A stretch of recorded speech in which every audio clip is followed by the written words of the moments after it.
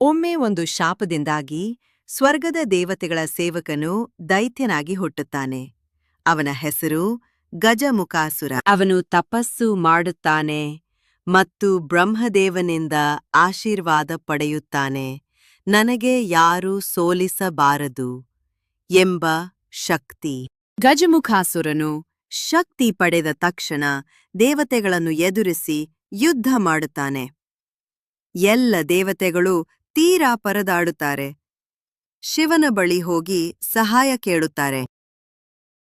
ಆಗ ಶಿವನು ಗಣೇಶನನ್ನು ಯುದ್ಧಕ್ಕೆ ಕಳುಹಿಸುತ್ತಾನೆ. ಯುದ್ಧದಲ್ಲಿ ಗಣೇಶನು ತನ್ನ ಕುಂದಿ ಅಂದರೆ ಪಾಶ, ಬಾಣಗಳು ಹಾಗೂ ಬುದ್ಧಿಯಿಂದ ಯುದ್ಧ ಮಾಡುತ್ತಾನೆ ಮತ್ತು ಗಜಮುಖಾಸುರನ ಮೇಲೆ ಜಯಶಾಲಿಯಾಗುತ್ತಾನೆ.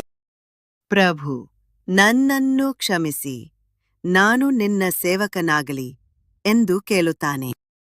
ಗಣೇಶನು ಗಜಮುಖಾಸುರನನ್ನು ಕ್ಷಮಿಸಿ ಅವನನ್ನು ಒಂದು ದೊಡ್ಡ ಇಲಿಯಾಗಿ ಪರಿವರ್ತನೆ ಮಾಡುತ್ತಾನೆ. ಇಂದಿನಿಂದ ನೀನು ನನ್ನ ವಾಹನ. ಅಂದಿನಿಂದ ಆ ಇಲಿ ಗಣೇಶನಿಗೆ ಪವಿತ್ರವಾಗಿ ಸೇವೆ ಸಲ್ಲಿಸುತ್ತದೆ.